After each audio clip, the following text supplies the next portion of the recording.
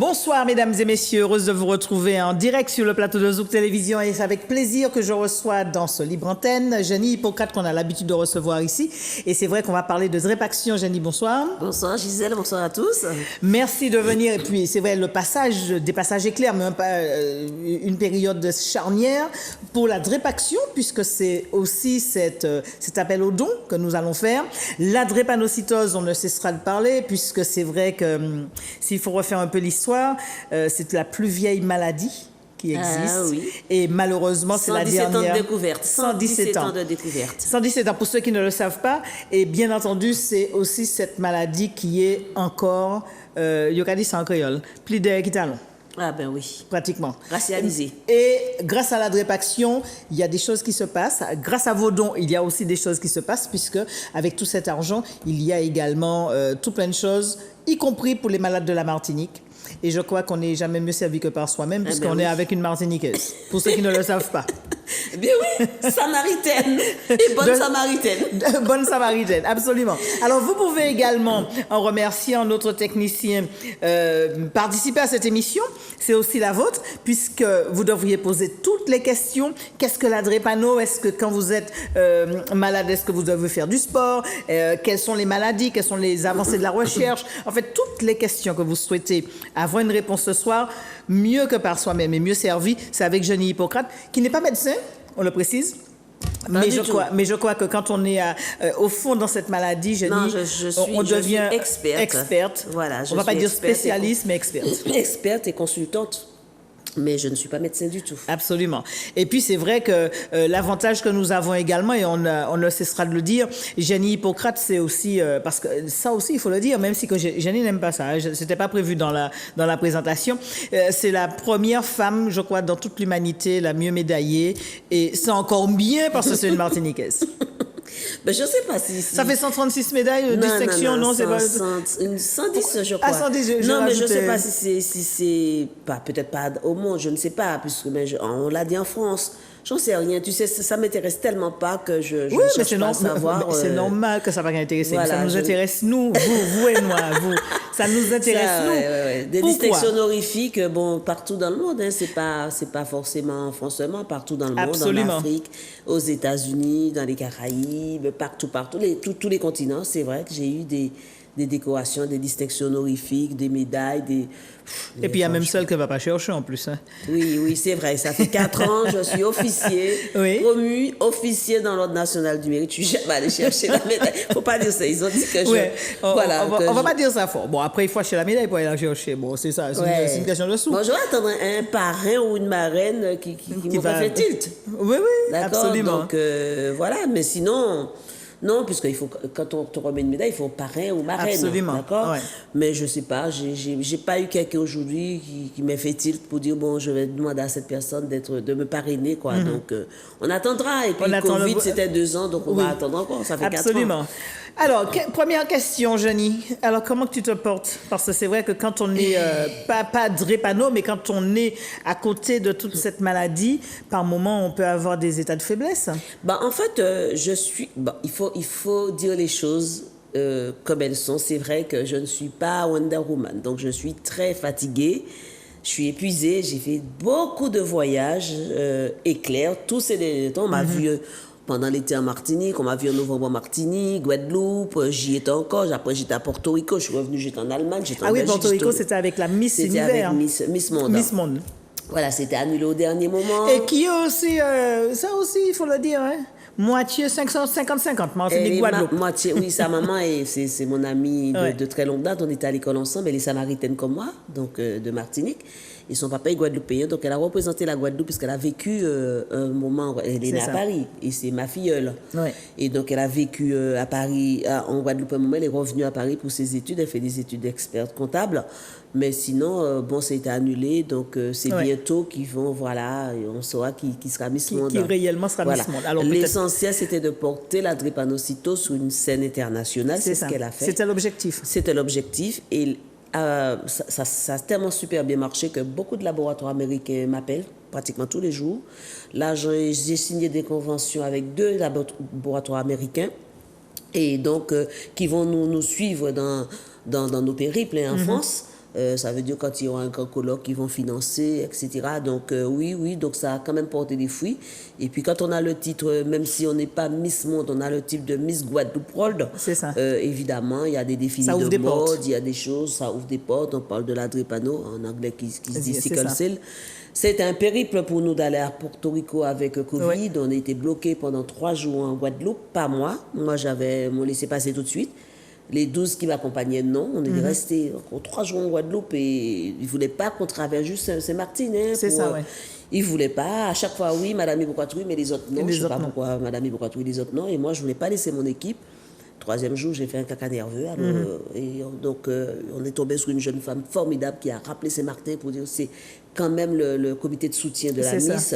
Et là, on nous a laissé passer alors que on n'est même pas sorti de l'aéroport. Hein. Ouais, Donc, ouais. avec Covid, c'est compliqué avec les Américains. Mais bon. Et alors, donc, tu savais que je devais tout de suite partir après en Arabie Saoudite. Ouais. Évidemment, frontières fermées, donc je ne suis pas allée. Donc, du coup, j'ai profité pour mes interventions en Allemagne, au Luxembourg, en Belgique. Donc, une journée par-ci, une journée par-là, et puis tout ce que j'ai fait à Paris.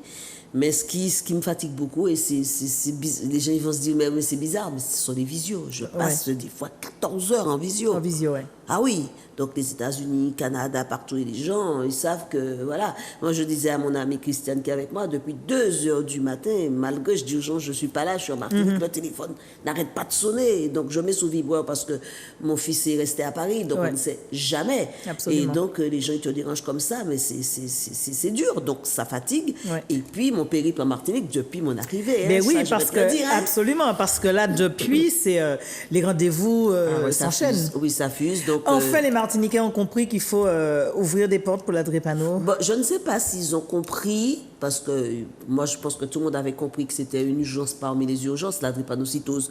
Je sais seulement peut-être que c'est le moment. On est en 2022, hein, donc c'est peut-être le moment. Ouais. Tout arrive à point pour celui qui sait attendre, l'adage dit. Hein, donc peut-être que c'est le moment et que peut-être que je suis un petit peu plus convaincante, peut-être que je ne sais pas. Le fait d'en parler, on se rend compte qu'il y a toujours un drépano tout près de nous. Ah ben tiens, celui-là, il ne me le disait pas, mais peut-être que c'est la drépanocytose. Et puis, il y a des prises de conscience, il y a tout ça. Et puis, rester sur le terrain depuis 30 ans, comme je le suis, à un certain moment, tu te dis, bon, si tu n'arrives pas à convaincre, c'est qu'il y a quelque chose qui ne va pas. Donc, il faut chercher. Je cherche ce qui ne va pas. Il faut percer l'abcès. Et voilà. Et moi, c'est vrai que j'ai toujours dit, on voit Génie Hippocrate, mais j'ai aussi avec moi une armée de personnes. C'est vraiment une armée. Et peut-être qu'à un certain moment, même si on délègue, ce que je sais très bien faire parce que j'ai confiance en mes équipes, mais des fois, il faut aussi prendre son propre téléphone et dire, bon, j'appelle un tel pour dire, bon, qu'est-ce que tu peux faire? Et peut-être c'est ce que je n'avais pas trop le temps de faire puisque je suis partout en voyage. Et ça, je commence à le faire. Et puis... comme disait mon amie Jocelyne Jean-Gilles, qui est ma collaboratrice et qui s'occupe de Drépaxio et tout ça en Martinique, elle me disait, avec toi, c'est peut-être l'émotion, parce que nous, on va parler de drépanocytose, mais on ne va pas parler comme toi. Tu es dans l'émotion tous les jours avec un enfant malade. Tu rencontres des malades sur le terrain. Tu vas en Afrique, tu vas au Brésil, tu vas en Haïti, partout. Tu as rencontré des malades. Tu as vu le vécu des malades sur le terrain. Comment ça meurt, comme on dit, sans laisser de traces. Alors donc peut-être en racontant ça, et les gens ils ont mieux compris ta démarche. Mais c'est vrai qu'ici, depuis mon arrivée, donc j'ai été reçue par la RACT, à la MDPH. Demain, je suis... À l'ARS aussi? À l'ARS. J'ai été reçue aussi par des associations. Et à Montcalbas. Oui. Demain, je suis reçue par le directeur... Un petit coucou à Patrick Onoé. Voilà, le directeur de l'aéroport, par le MEDEF, demain, après la CTM. La semaine prochaine, normalement, lundi, je devais partir en Guadeloupe. Mes amis guadeloupéens vont être un petit peu déçus parce que j'ai décidé de ne pas y aller. Je suis trop fatiguée, j'arrive plus à marcher. Et je pense que si on veut aller loin, on ménage sa monture. Hein. Et là, je disais à mes amis, et Jocelyne m'a dit, si tu ne le sens pas, tu ne vas pas. Et bon, c'est embêtant parce qu'il y a beaucoup de rendez-vous qui sont pris. Jocelyne fera le déplacement à ma place, mais là, je n'en peux vraiment plus. Je suis épuisée, c'est Ouais. vraiment le mot.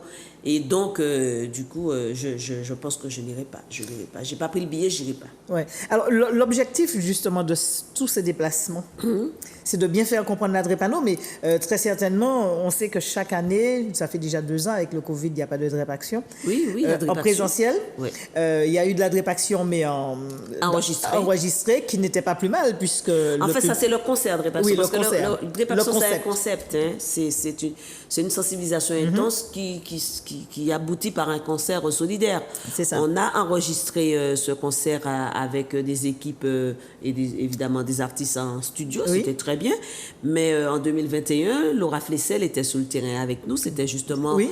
le dépassement de soi avec Absolument. les champions olympiques, paralympiques, pour Oui. dire, même si on est malade, on est peut handicapé, on peut faire du sport, on peut avancer, on peut être des champions, des warriors. Donc, c'est super important. Donc, Laura est allée avec moi à l'hôpital Robert Debré à l'Institut Imagine. Là, on a fait la thérapie Absolument. génique, donc la greffe pour la drépano. On est allé dans une famille et j'ai choisi cette famille.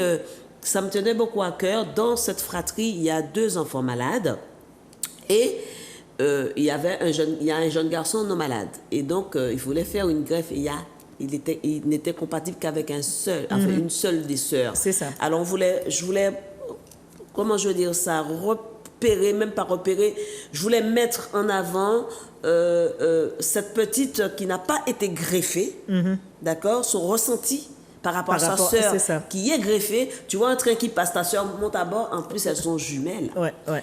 Ta sœur monte à bord et toi, tu es là, ouais. Et ce garçon qui donne sa moelle à une sœur et pas à l'autre. Donc c'était vraiment un truc et ils ont trouvé ça formidable. Même les médecins à Paris m'ont dit tu as une superbe idée de mettre ça en avant. C'est ça, ouais. Comment on gère ça? Et puis, il fallait faire le travail psychologique aussi pour les 3.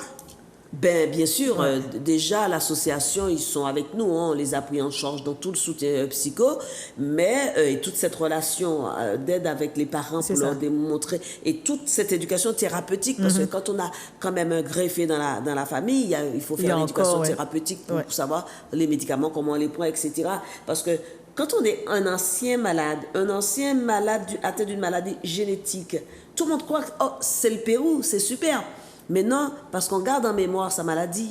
Et puis, il y a l'autre sœur qui est jumelle, qui n'est pas... Mais on garde en mémoire sa maladie. Hein. C'est comme quand on te dit, on te coupe un bras, tu as la douleur fantôme, même si tu n'as plus le bras. Eh bien, c'est comme ça. Tu es un ancien malade atteint d'une maladie génétique. C'est compliqué à assimiler, c'est compliqué. Et donc, avec mon équipe de psychologues, donc on essaye justement, avec Drépagreffe, qui est une association de greffés, on essaie de faire un travail sur ça, pour les éventuels greffés plus tard ou ceux qui vont bénéficier de la thérapie génique. C'est encore compliqué ça, parce que en sachant que comme il n'y a pas de donneur dans la fratrie, on va créer un greffon dans la thérapie génique en laboratoire et avec un virus. Virus qui fait peur à tout le monde. C'est le virus du sida qu'on va rendre inoffensif et qu'on va greffer le malade, voilà, en mettant sa cellule. Enfin bref, c'est assez technique. Mais tu te dis, oui, mais est-ce qu'on ne m'a pas donné le sida?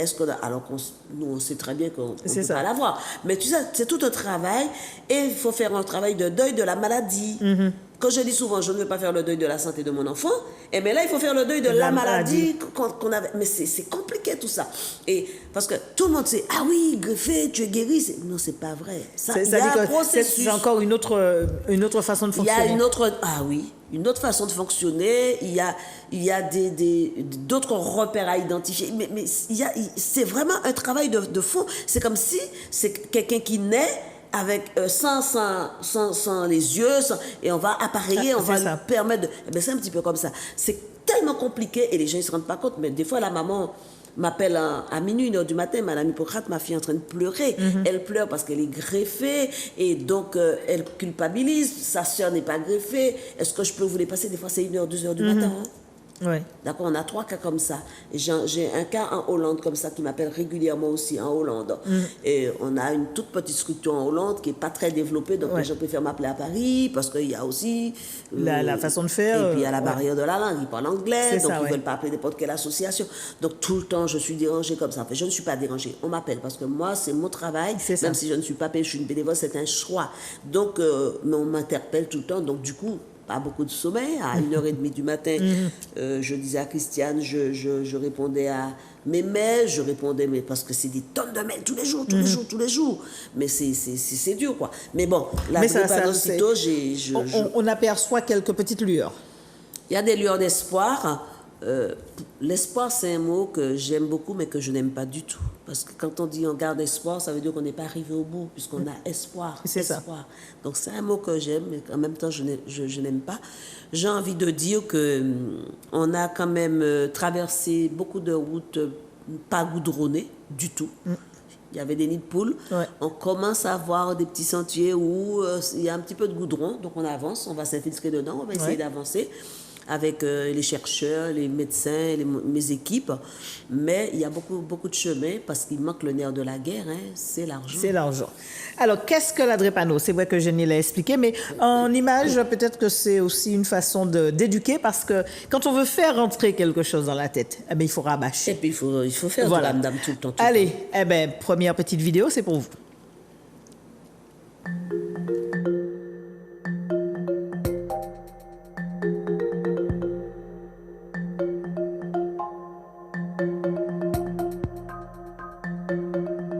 La drépanocytose est la première maladie génétique au monde, la plus fréquente en France.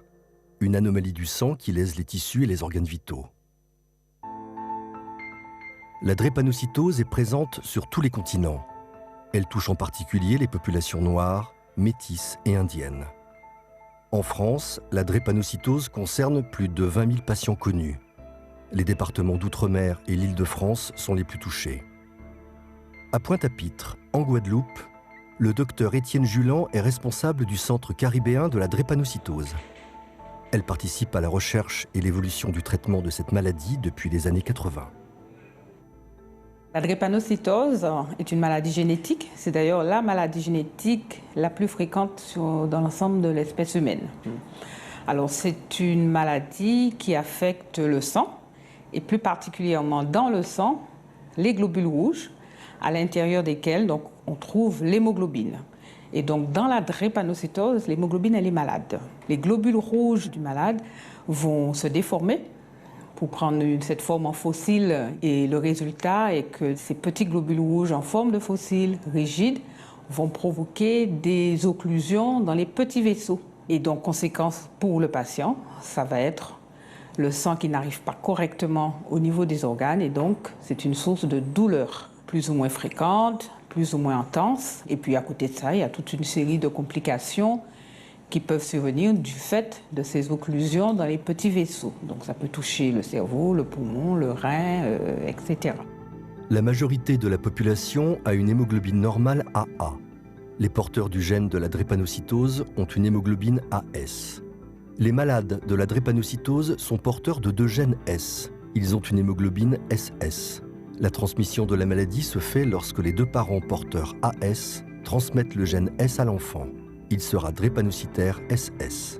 Si les deux parents sont drépanocytaires SS, l'enfant sera obligatoirement malade de la drépanocytose. C'est une maladie qu'on ne peut pas guérir sauf mise en place de traitements particuliers chez certains malades. Et donc, elle nécessite, cette maladie, un dépistage le plus précoce possible, un diagnostic le plus précoce possible, une prise en charge tout au long de la vie, mais une prise en charge adaptée à la maladie. La drépanocytose se soigne mieux aujourd'hui en Europe, dans la Caraïbe et aux États-Unis, grâce à la recherche, la prévention et la prise de nouveaux médicaments plus efficaces. Le traitement par une greffe de moelle osseuse permet aussi, dans certains cas, de guérir de la drépanocytose.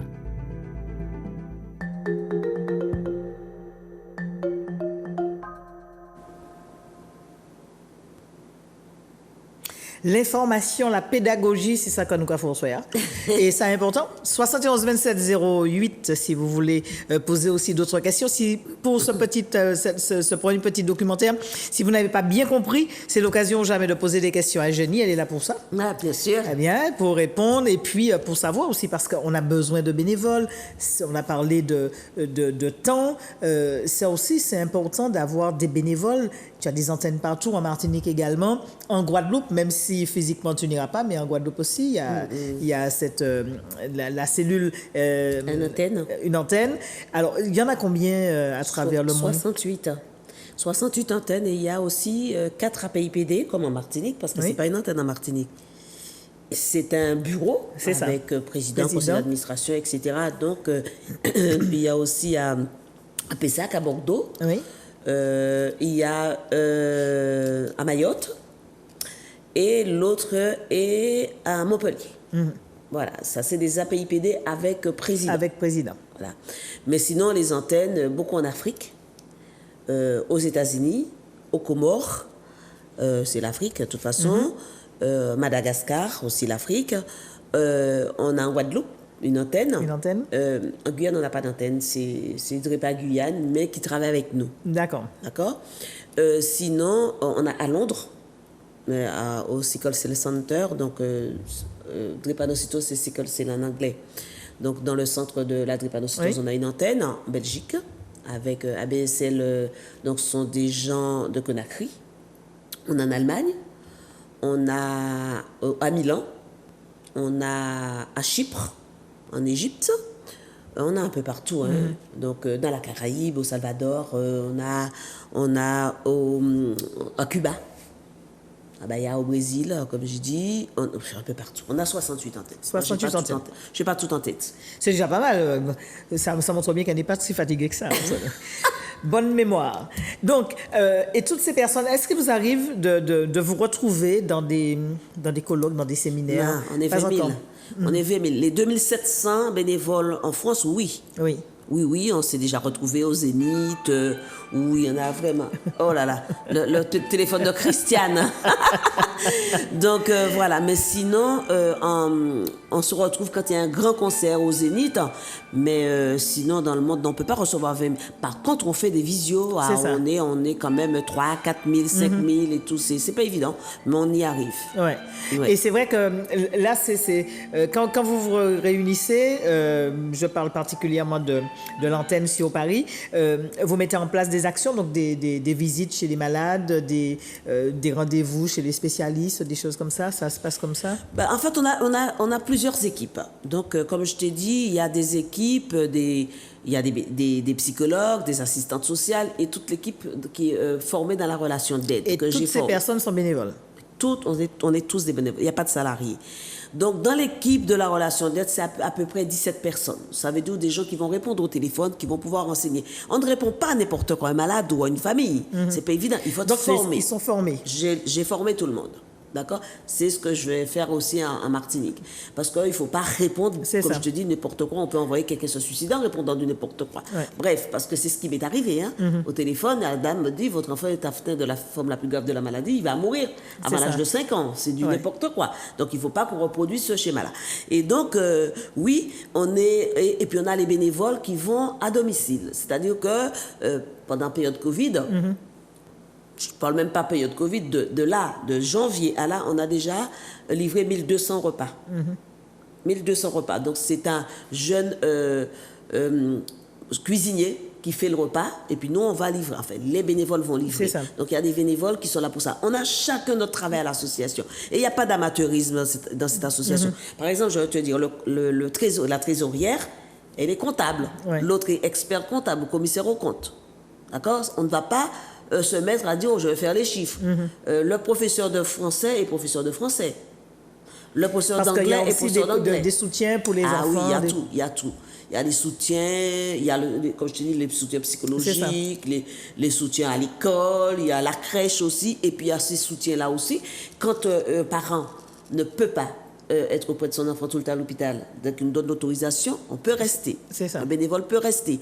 Et puis il y a tout ça, quoi. Et puis il y a aussi emmener les enfants en visite. en visite. Il y a des bénévoles pour ça. En colonie, ça arrive, Oui, en partir colonie, quelques jours. et on fait quand même beaucoup de sorties à Ouais. Paris pour les enfants atteints de drépanocytose. Hein. Et puis il y a l'arbre de Noël où il y a 550 enfants qui sont ensemble. On ne peut pas en prendre plus. 550 enfants malades et 100 non malades. C'est ça. Pour leur montrer comment faire avec leurs petits copains. Donc oui, c'est une association qui a pignon sur rue d'ailleurs et on est agréé pour intervenir dans toutes les instances de santé. Reconnu d'utilité publique. pas d'utilité publique, on est d'intérêt général. C'est pareil, puisque comme on a l'agrément, c'est comme si on était d'utilité publique, etc. Puisqu'on peut faire des reçus, déductibles d'impôts, on peut tout faire, quoi. Ouais. On a un conseil scientifique de 29 membres avec des professeurs et des médecins. On a un conseil d'administration de 15 membres. On a un conseil juridique de 7 avocats. Et on a un comité d'éthique avec des sommités, mais vraiment un ancien président de la République, tout ça, que je ne vais pas nommer, qui a à peu près, je crois, 37 membres, un comité d'éthique. Donc, vraiment, c'est une association bien impliquée, bien assise. Ouais. Ah oui, et bon, avec beaucoup de bénévoles, donc beaucoup de femmes aussi. Donc il manque des hommes. Il manque des hommes. Et on a beau dire, hein, quand il s'agit de santé, les femmes sont beaucoup plus impliquées, ça c'est clair. Parce que toutes les associations de lutte contre la drépanocytose autour de moi, on voit pratiquement des femmes. Il y a beaucoup plus de femmes. Ah oui. Et donc, c'est bon, là n'est même pas la question. Je pense qu'on est beaucoup plus nombreuses aussi que les hommes. Oui, non? Sur la planète. Ben oui. On va parler statistiques. Non, mais vraiment, c'est une association. Et puis on a des équipes, comment je vais dire ça, je dirais multigénérationnelles. On a les plus vieux, les moins vieux. Ceux qui sont à la retraite, ils peuvent faire des permanences. Et puis l'équipe de jeunes, évidemment, puisqu'on est dans le Connecting People. Donc l'équipe de jeunes, c'est la communication. Ouais. Voilà. Donc on a réparti, on a divisé, on a scindé l'association en plusieurs trucs. Et comme ça, on avance super bien. Alors qu'on a parlé de jeunes, justement, Jenny, est-ce que là aussi, c'est un privilège d'avoir des jeunes dans l'association, sachant qu'il faut aller parler aux jeunes pour la procréation, pour éviter justement d'avoir des enfants atteints de la maladie? Prévenir. En fait, c'est ça. Là, tu poses une super bonne question. Les jeunes... Ça veut dire qu'avant, j'avais pas de bonne question. Non, une super bonne. Enfin, on ne va pas déléguer les jeunes pour aller parler aux jeunes pour la procréation parce qu'ils vont se moquer entre eux d'eux-mêmes. D'accord. Ce sont justement les plus vieux qui vont vers ces jeunes-là, qui vont leur dire, faites attention, voilà. Moi, j'ai un enfant drépanocytaire. Et le message est mieux passé comme ça? C'est mieux passé. D'accord. Par contre, les jeunes... Ils vont être sur les réseaux sociaux, Instagram, etc. Ils vont rediffuser les choses, ils vont diffuser, ils vont faire... Et puis, ils iront parler aux jeunes de quartier, par exemple, dans les pieds d'immeubles, les CIO, tout ça, mais pour leur dire... Attendez, il y a peut-être un drépano près de vous, mais ils ne vont pas rentrer dans les explications, tout ça, parce que, en fait, puisque c'est un handicap un peu invisible, en dehors de ceux qui sont très ictériques, les yeux jaunes, qui ont le gros ventre du crescendo presque, qui ont... Mais la maladie est presque invisible, donc c'est du n'importe quoi. Alors quand les gens disent, oui, ton copain... Mais non, c'est du n'importe quoi, l'enfant, il n'est pas malade. Ouais. Quand moi je viens, oui, il est malade, etc. Et le jeune va dire, bon, mais il n'a pas le droit de faire de sport intense, mais on peut l'emmener faire du sport. On va l'éduquer dans le sport. Et ça, c'est super important.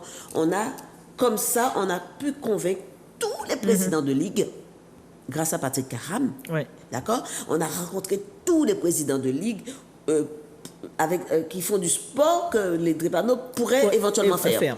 D'accord? Donc, il y a des sports bien spécifiques qu'ils doivent faire. Ils peuvent faire pratiquement tous les sports, pas les sports de combat, pas de la boxe. C'est ça.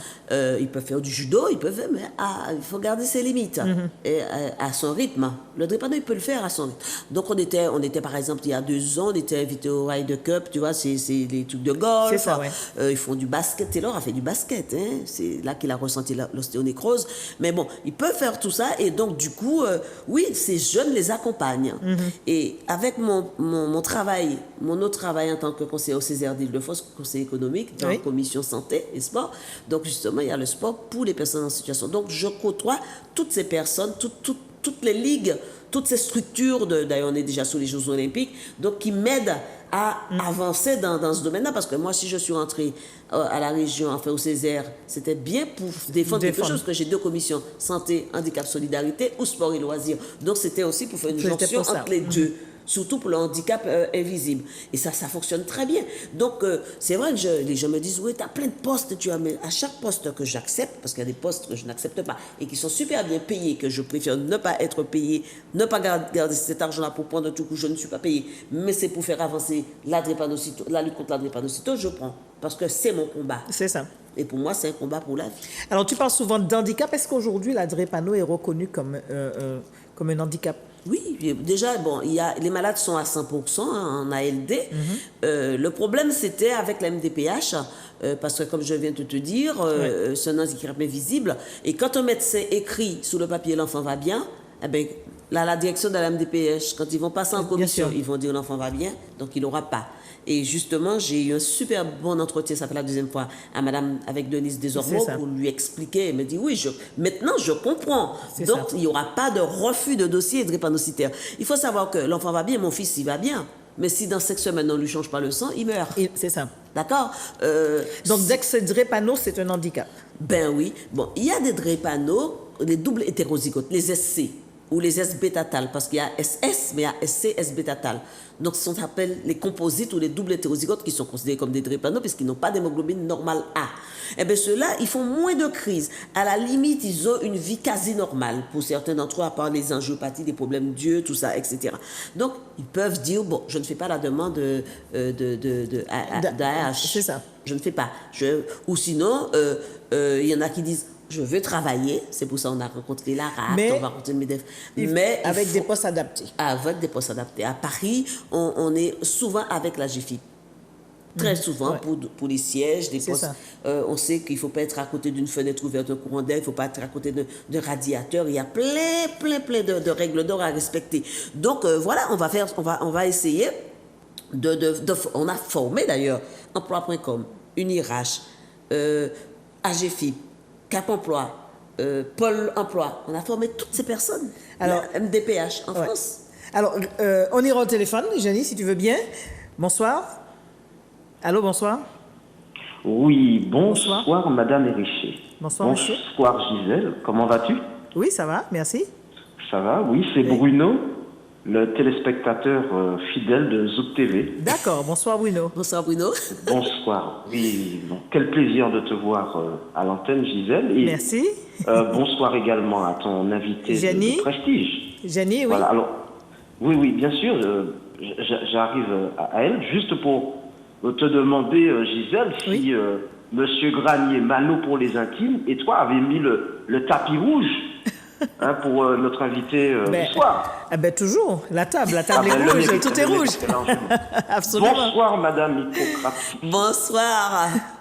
Bonsoir je préfère bonsoir Bruno, je préfère qu'on donne plein de globules rouges. Oui, le tapis rouge, globule rouge. J'espère bien, en tout cas, c'est ce que vous nous donnez, vous nous transmettez quand on vous regarde. Merci beaucoup. Merci à vous, Madame Bruno. Hippocrate Fixia, oui. Merci pour votre présence déjà ce soir et de répondre aux questions qu'on se pose et d'être notre ambassadrice, on va dire, dans le monde entier. Merci. Ah oui, c'est vrai. Ah oui. Alors, on m'a laissé... Oui, Madame Hippocrate Fixia, vous avez quelque chose à rajouter? Non, vous dites ambassadrice à travers le monde. Et justement, là encore, et pour la journée de la femme, ils m'ont proposé un poste d'ambassadrice encore à travers le monde. Je dis, je le fais déjà, je ne veux plus de poste. Oh. Très bien. J'espère que vous pourrez déléguer quelques-unes de vos propositions à Christiane, notamment, et à Jocelyne Jean-Gilles, la responsable de l'antenne locale. Non, Jocelyne Jean-Gilles n'est pas responsable. Bonsoir également. Jocelyne Jean-Gilles n'est pas responsable de l'antenne locale. Il y a une APIPD, Martinique, et Jocelyne, c'est la personne qui chapeaute, qui dirige, elle est conseillère par rapport aux médias. C'est elle qui monte le plateau artistique quand il y a Drip Action, le concert. Donc c'est mon bras droit, quoi. Donc elle est au courant de tout ce que je fais. C'est elle qui gère mon agenda en Martinique parce que je pourrais jamais gérer mon agenda, c'est pas possible. Et elle me donne le calendrier et toujours une heure avant, elle m'appelle pour savoir si je respecte bien, si je n'ai pas oublié, parce que ça m'est arrivé d'oublier un rendez-vous avec Monsieur Macron, quand même. Rien que ça. Et je connais votre parcours, alors je vous félicite, Madame Hippocrate Fixi. Vous me permettez de vous appeler Jenny? Bien sûr, c'est mon prénom. Avec plaisir, Jenny. Et donc, je salue toute votre équipe. Félicitations. Et comme on dit en créole, rouleau bravo à eux. Merci. Et une très bonne soirée de notre part. Merci. Alors, oui, bien sûr.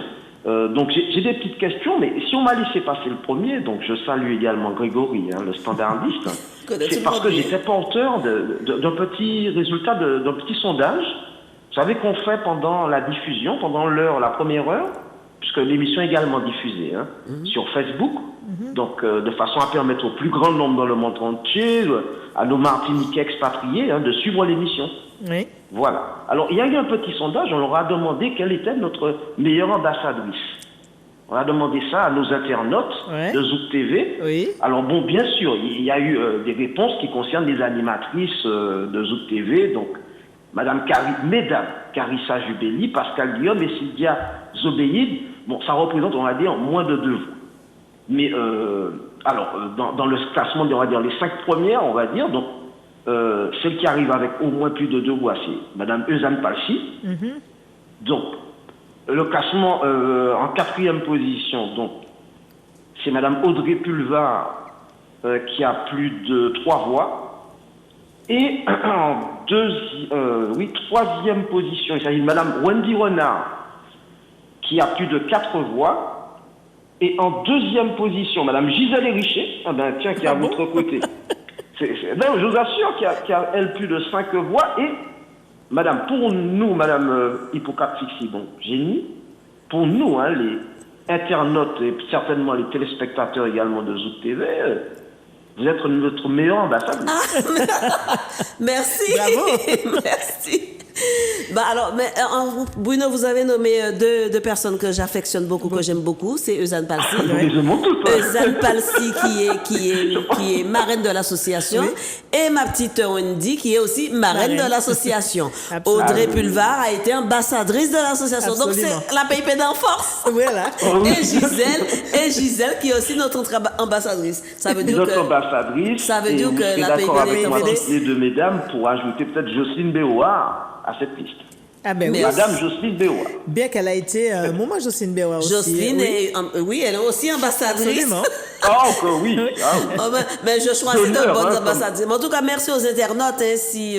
Mais j'ai appris qu'il y avait un petit sondage, un petit micro-trottoir aussi, je ne sais plus si c'était à Paris, où on demandait aux jeunes à qui ils voulaient ressembler plus tard quand ils allaient être plus grands et tout. Et ils pensaient qu'ils allaient dire Rosa Parks, Martin Luther King. Et apparemment, Génie Hippocrate est arrivé, je crois, 82%. Ouais. Voilà. Quand j'ai gagné, parce qu'ils ne le savent pas beaucoup ici, j'ai gagné le stylogramme du mot chinois. Absolument. Et donc, c'était un mot chinois qu'il fallait choisir, un mot qu'on va traduire en chinois, qu'il fallait choisir. J'avais choisi abnégation et j'avais cassé les codes chinois parce que c'était un mot terminant par I. Mais moi, je ne savais pas. Ils m'ont dit, tu choisis. Donc, c'était le président de Radio Mandarin.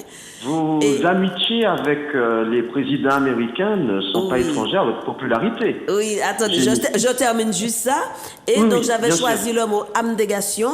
Et les Chinois ont voté pour moi à 38%, enfin les Asiatiques, et avec 27 millions de voix.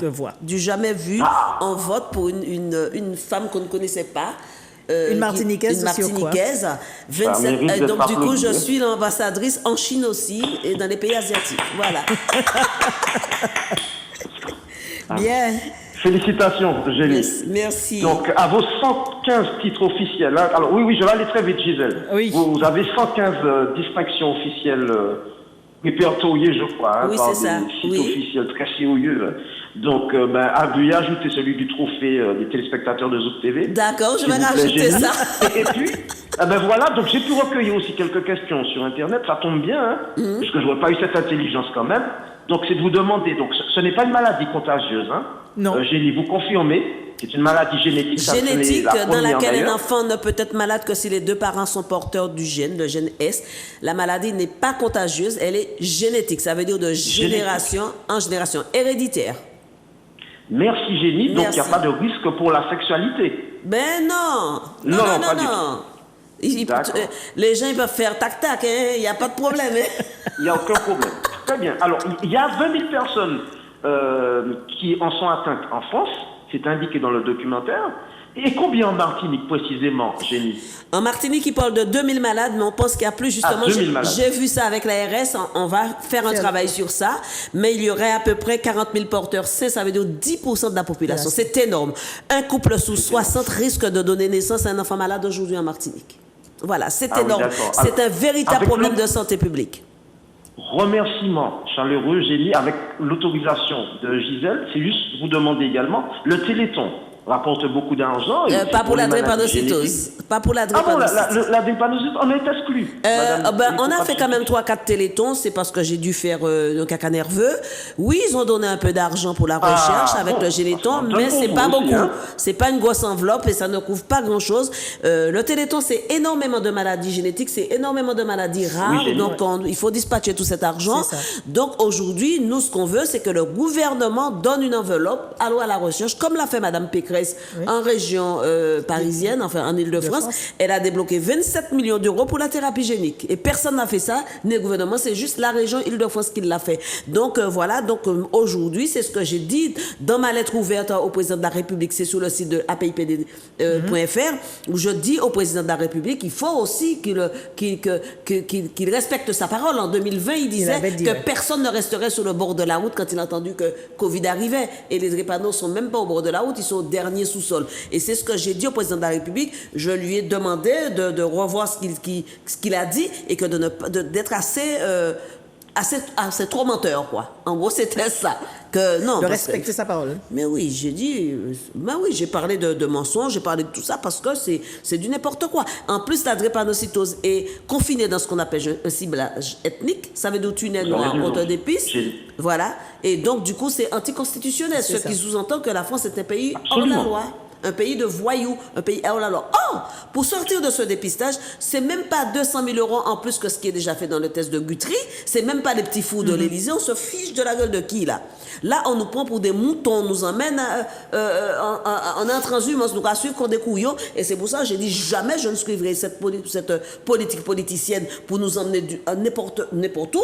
Moi, ce que je fais de la politique de santé, et je veux aujourd'hui, comme à l'instar de toutes les maladies génétiques, à l'instar de toutes des grandes causes, que la drépanocytose soit aussi reconnue. Alors, et c'est pas encore fait. Et c'est pour ça que je demande à nos parlementaires de saisir. Mais bon, il n'y a pas beaucoup de parlementaires qui réagissent, surtout en Martinique ou aux Antilles. Il n'y en a pas beaucoup. Alors qu'ils ont reçu les dossiers. Aujourd'hui, la CTM, depuis 2 ans avant, avec M. Alfred Marie-Jeanne, nous octroyait une subvention. M. Letchimy a continué dans cette subvention de 50 000 euros. Bravo. Pour travailler sur la drépanocytose. Mais on entend 50 000 euros, c'est beaucoup. Eh bien non, c'est zéro parce qu'il y a tellement de choses à faire. Quand on fait venir, ça passe tellement vite. Nous, on n'a même pas 200 000 euros. De budget d'enveloppe des pouvoirs publics. Or, on a un prévisionnel de plus de 550 000 euros, sans compter tout ce qu'on nous donne gracieusement. Donc, vraiment, avec une association comme ça, qui est désignée meilleure association sur le terrain de santé, c'est pas de lutte contre la drépanocytose, toute pathologie confondue. Parce que tous les jours, on a des bénévoles, une centaine de bénévoles qui font du boitage, qui font du flying, qui font tous les jours. Personne ne fait ça. Et c'est pour ça que toutes les structures nous appellent aussi. Bien sûr. Mais c'est pas suffisant. Normalement, l'État, et comme on l'a dit dernièrement avec un autre parlementaire, devait nous donner une enveloppe au moins d'1 million d'euros pour pouvoir fonctionner. Ah oui. Donc les bénévoles... 1 million de réponses, Madame Hippocrate Fixi. Votre réponse sera certainement reprise demain par la presse. Sachez que nous, quand on donne pour le Téléthon, c'est également pour votre association, pour votre dévouement. Le Téléthon ne donne pas d'argent aux associations déjà. Oui, non, mais nous, on donne également pour vous, en pensant à vous, quand on donne pour le Téléthon. Merci, c'est ce que j'entends. Et on espère vivement que, grâce à votre intervention ce soir, que les collectivités locales, par la CTM notamment, donneront davantage. Mais j'espère. Je vais le rencontrer mercredi. Non, mais il me propose un travail extraordinaire pour Drépaction. On va en parler avec Gisèle. Il me propose des choses au mois d'octobre, puisqu'on viendra pour le grand concert et pour la sensibilisation. La CTM est avec nous à 100%. Toutes les structures que j'ai nommées au départ vont être avec nous. Et la CTM, j'ai rencontré l'exécutive justement de santé, Mme Bardol. Elle est avec nous à 100%. Là, il n'y a pas de problème. Maintenant, on va voir qu'est-ce qu'ils mettent sur la table. Il n'y aura pas de problème. Et puis, il y a une association qui nous aide beaucoup ici, c'est Ma Choquette. Ah, très bien. Vous aurez le temps de toutes les citer, Génie. Alors, simplement, j'ai relevé ces 2 dernières questions parce qu'elles revenaient très souvent. C'est de vous demander comment devient-on bénévole dans l'antenne locale dirigée par Mme Jocelyne Jean-Gilles. Et enfin, à quand quel que soit le média, en fait, que vous allez choisir, une soirée télévisée de type Drépaction en Martinique. J'espère bien que justement que les médias vont nous entendre, en sachant qu'il y en a qui nous aident beaucoup déjà. Zouk TV, RCI, tout ça nous aide beaucoup. Et je le redis, l'année dernière, je suis venue en novembre, justement pour faire des conférences, pour parler du Drépaction qui allait se dérouler. Nous avons une convention avec Martinique, avec France Télévisions. Je n'ai pas été reçue par Martinique la première. Ah, et ça, je l'ai dénoncé. Voilà. Alors que nous avons une convention avec France Télévisions. Voilà. Donc, il faut le dire, il faut dire ce qui ne va pas. Quand il faut applaudir, j'applaudis. Quand il faut dénoncer, je dénonce. Je n'ai pas été... Or, nous avons cette... Je n'ai rien compris du tout. Alors que je ne viens pas pour mes propres trucs, moi. Bien sûr. Voilà. Donc, oui, j'aimerais bien qu'on fasse une sorte de Drépaction. On avait fait le Drépaction des médias. On avait fait en France. On a eu 77 radios. Même des radios de juifs, de chinois, on voudrait bien faire ça avec toutes les radios ici. Donc on va essayer de faire un 24 heures. Vous êtes la bienvenue, Génie. Merci. Merci à vous. C'est moi qui vous remercie. 1 milliard de merci, Génie, Madame Hippocrate Fixi. Nous vous soutenons désormais à 100%. Merci. Et puis n'oubliez pas, Gisèle et Génie, que vous faites partie des 5 personnalités féminines les préférées des Martiniquaises et Martiniquais. Merci. Bonne soirée, mesdames. Merci pour l'émission. Merci, Bruno. Allez, y a-t-il un autre appel? Bonsoir, Zouk Télévision. Allô? Allô? Oui, bonsoir, madame. Bonsoir. Bonsoir. Alors, je crois qu'il y a l'écho. Oui, parce que vous êtes à l'antenne, mais si vous n'avez pas baissé votre télé, vous allez entendre l'écho. Donc, ça vous fait... ça fait un décalage. Donc, baissez un peu votre télé. Voilà. Pardon. Oui, alors, bonsoir, mesdames. Bonsoir, madame. Oui, voilà. Donc, je ne serai pas longue. Simplement pour remercier madame... Hippocrate. Voilà, madame Fixi. Oui. Pour le travail qu'elle fait depuis des années, surtout en faveur des enfants, des enfants drépanocytaires, parce que étant moi-même drépanocytaire, j'ai beaucoup souffert.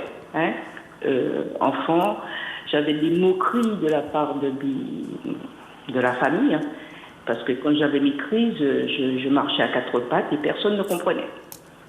Donc, voilà, et puis... je subis encore, puisque je subis encore ces désagréments, parce que les gens, c'est une maladie invisible. C'est une maladie invisible, et d'où la souffrance, encore la souffrance, puisque vous êtes bien habillée, vous êtes coquette, voilà. Mais vous souffrez à l'intérieur, Et voilà, donc je tenais quand même à féliciter Madame Fixi pour le travail qu'elle fait en faveur des enfants. Voilà. Merci, mais c'est pas seulement les enfants. C'est vrai qu'il faut les prendre tout petits pour qu'ils deviennent des adolescents et qu'ils deviennent des adultes. Et donc, on est obligé de commencer par les enfants, mais il y a beaucoup d'adultes. D'ailleurs, on fait tout le temps des papiers, on les accompagne. Même à Paris, pour les personnes en situation irrégulière, on les accompagne à la préfecture. Maintenant, là, quand les magistrats de la préfecture de Bobigny me voient arriver, et c'est Madame Fixi Hippocrate, donnez-lui ce qu'elle veut pour qu'elle dégage de là, parce qu'ils savent que je vais faire venir le mouvement des intégristes de banlieue, SOS Racisme, etc.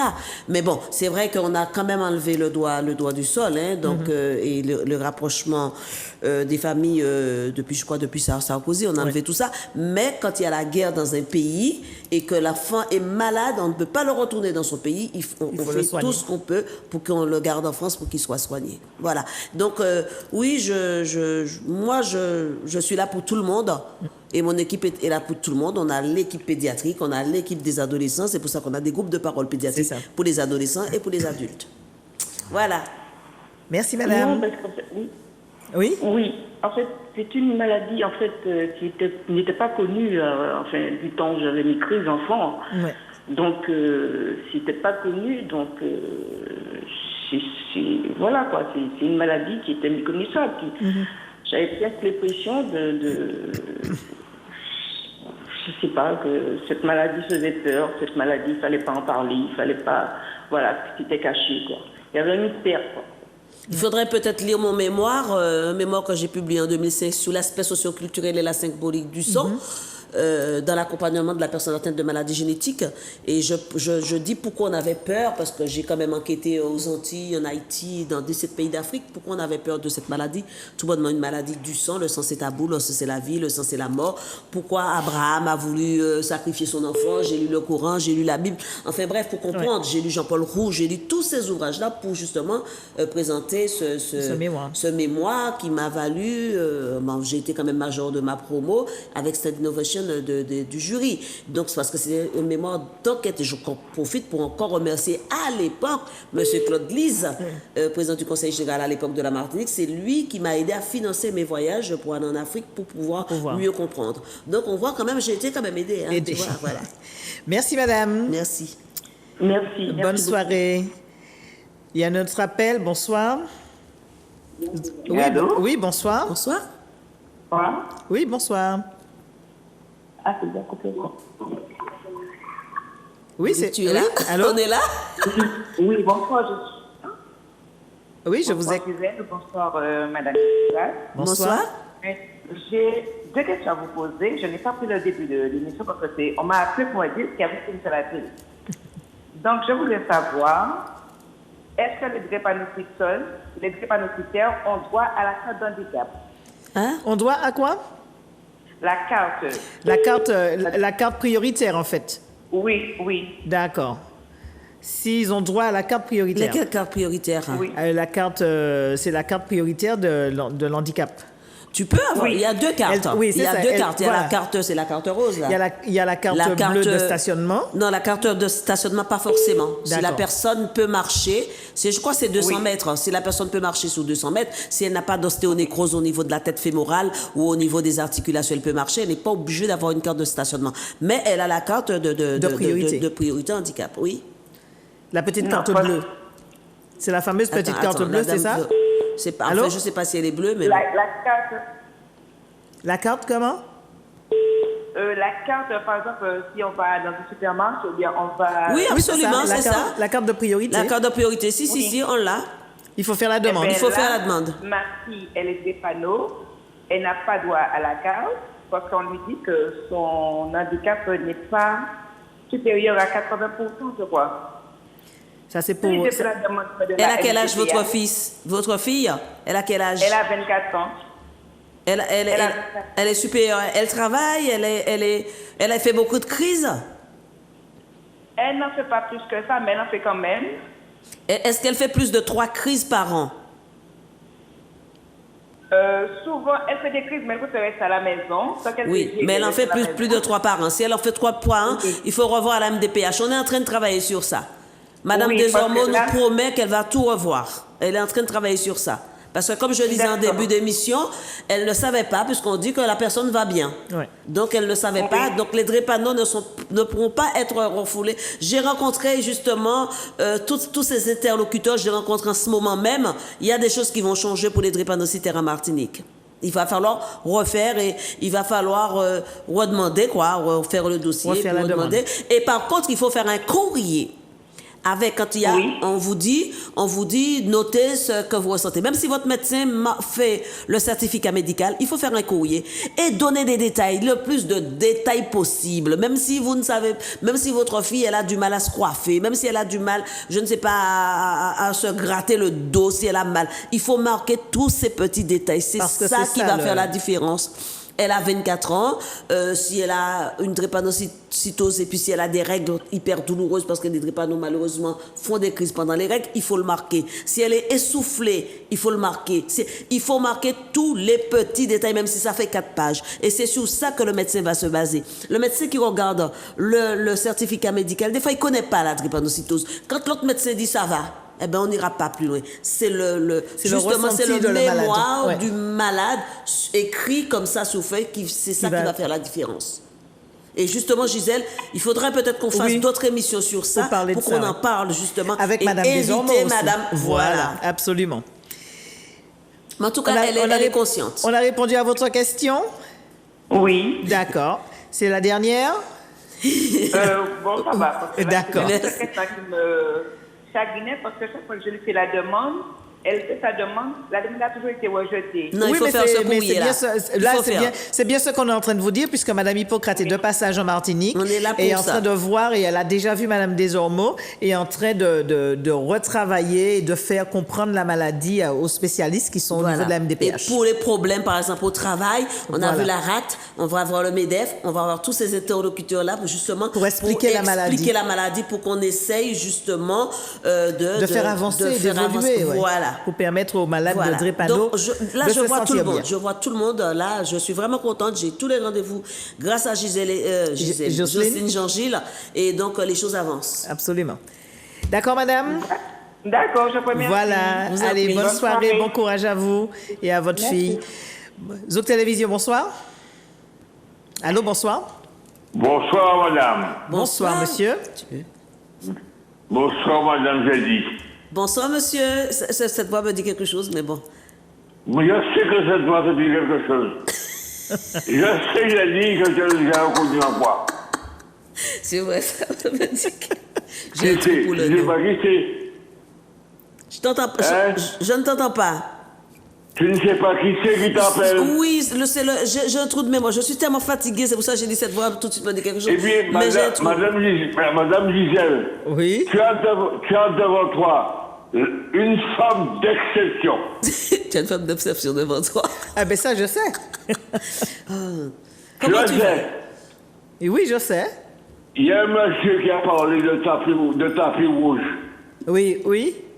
Est-ce que tu as vraiment mis le tapis rouge? Ben, les tapis sont toujours rouges, mais après, on va les transformer en sang. On va chercher mais des c'est globules pas- rouges pour donner aux malades. On va les transformer en Comment globules. ça? Oh là là, j'oublie. Mais Jenny, je te remercie. Merci. Ça fait longtemps que je ne t'avais pas vu. Je suis ravi de te voir ce soir. Mais comment tu vas? Qui c'est qui est là? Ouais. Mais dis-moi, j'ai un trou de mémoire. En tout cas, j'ai mangé chez toi, tu m'as invité, j'ai mangé chez toi. J'étais marraine de ta cousinade. Alors, écoute, hein. Jenny, si tu as reconnu la voix, Dis-moi. je te remercie. J'ai un trou de Et je mémoire te- pour le nom.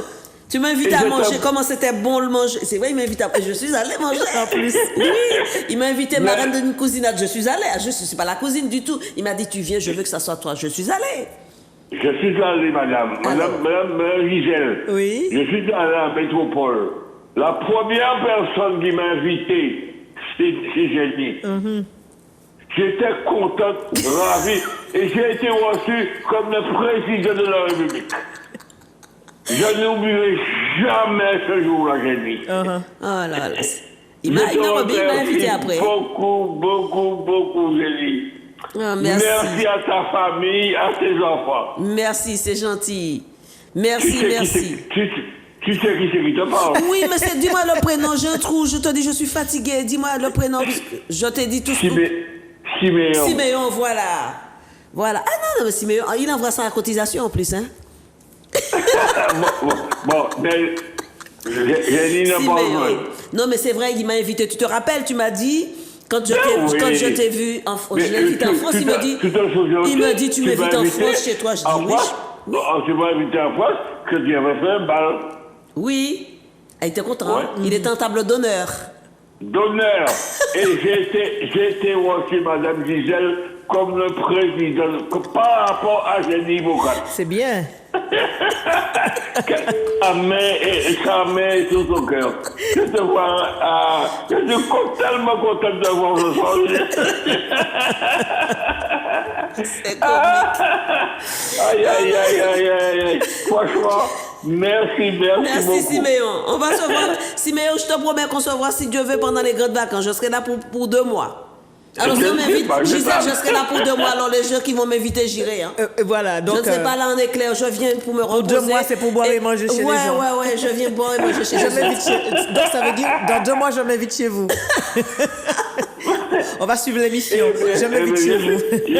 Je suis tellement content de voir ravi ce soir. Ok, Siméon. Bonne soirée, Siméon. Ok. Les gens ne t'embrassent pas, mais je t'embrasse trop fort. Ben, je t'embrasse aussi, Siméon. Merci. À très bientôt. Ouais, bye. Donc, pas d'autres appels. On va passer, eh bien, tiens, Grégory, on va passer à la deuxième petite vidéo qui va permettre après de relancer les débats.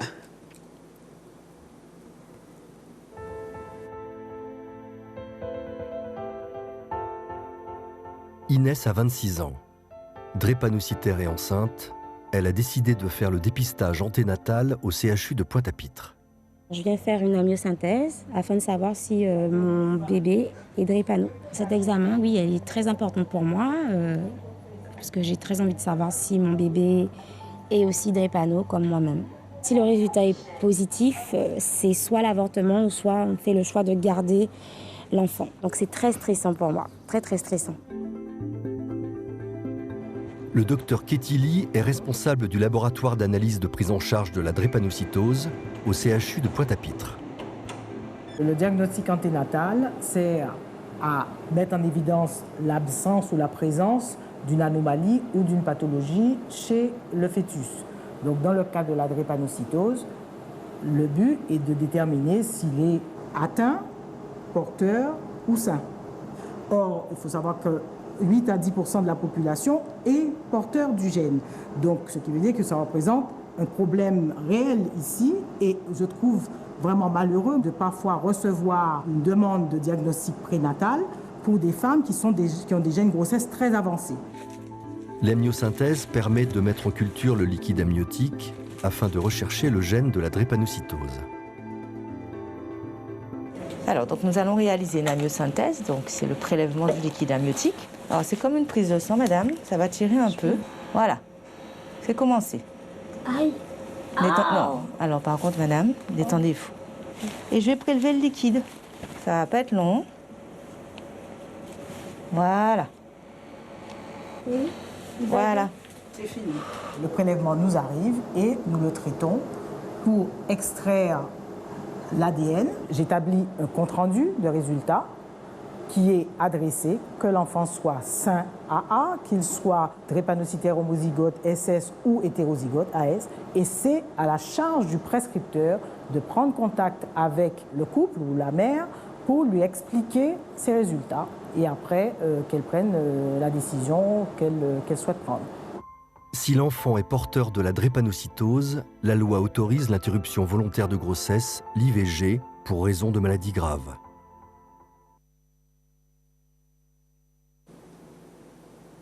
Belles avancées, c'est vrai que ça permet, Jenny, avec ces examens.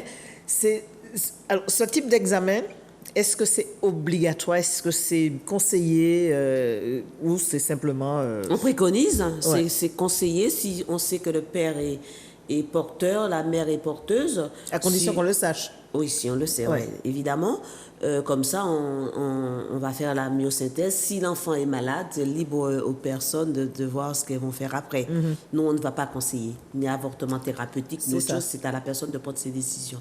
Par ailleurs, il existe, quand on est tous les deux porteurs, surtout quand on a des jeunes enfants malades, il existe un examen qui s'appelle le pré-implantatoire. Ça veut dire qu'on va récupérer des cellules pas malades, sperme pas malade, pour pouvoir faire un bébé en fivre, en épouvette, pour réinjecter à la maman, D'accord. pour poursuivre une grossesse avec un enfant non C'est- malade. De la drépanocytose, évidemment. Oui, bien sûr. Ça existe, mais pareil, ils ne veulent pas mettre trop d'argent sur la table, mais ça existe. Et à Paris, à l'hôpital Necker, ils le font. D'ailleurs, j'ai un très très bon ami, guadeloupéen, le professeur Serge Romana. C'est son dada, l'hôpital Necker, pour les pathologies graves comme la mucoviscidose, la drépanocytose ou d'autres pathologies comme ça.